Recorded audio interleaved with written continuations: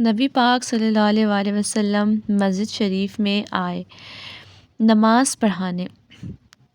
بہت سارے لوگ بچپن سے ہی بڑی محبت والے ہوتے ہیں، چھوٹے ہوتے ہی بڑے پیار والے ہوتے ہیں۔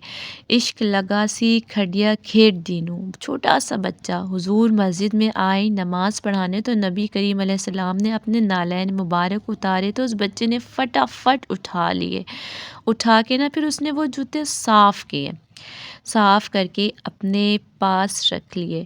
حضور نماز پڑھا کے باہر نکلے، چھوٹی سی عمر، اس نے حضور صلی اللہ علیہ وسلم کے سامنے وہ یوں کر کے نالین شریف رکھے، کریم صلی اللہ علیہ وسلم نے پہن لیے۔ حضور صلی اللہ علیہ وسلم مسکرا کر چلے گئے، کیسا نصیبوں والا بچہ ہے۔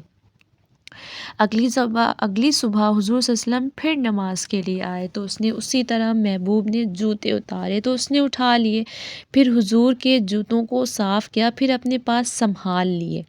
حضور نے نماز پڑھائی، فراغت کے بعد نبی کریم صلی اللہ علیہ وسلم نکلے تو اس نے اپنے پھر اسی طرح جوتے اٹھا لیے۔ تیسرا دن ہوا، وہ یوں سامنے کھڑا ہے، حضور صلی اللہ علیہ وسلم نے یوں مسکرا کر دیکھا، سبحان اللہ۔ نبی کریم نے دیکھا، محبوب نے جوتے اتارے، اس نے تھامے، صاف کیے، اپنے پاس رکھ لیے۔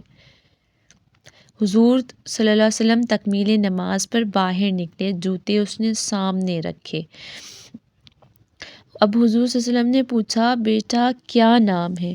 یعنی حضور صلی اللہ علیہ وسلم نے پوچھا، میں نے سنا ہے وہ بن سنور کر میری عیادت کو آ رہے ہیں، یہ دیکھو نرخ بازار محبت کا انوکھا ہی ہو گیا، نرخ بازار محبت کا انوکھا ہی ہو گیا، خود خریداروں میں شامل آقے مولا ہی ہو گیا۔ یعنی حضور صلی اللہ علیہ وسلم نے خود حال پوچھ لیا۔ نبی کریم صلی اللہ علیہ وسلم نے حال پوچھا، کیا نام ہے؟ اس نے کہا فلاں نام ہے۔ باپ کا کیا نام ہے؟ حضور نے فلاں بن فلاں۔ کس قبیلے سے ہو؟ یا رسول اللہ فلانے قبیلے سے۔ فرمایا تمہیں کس نے کہا ہے میرے جوتے اٹھاؤ، صاف کرو، پاس رکھو، جب نکلوں تو دو؟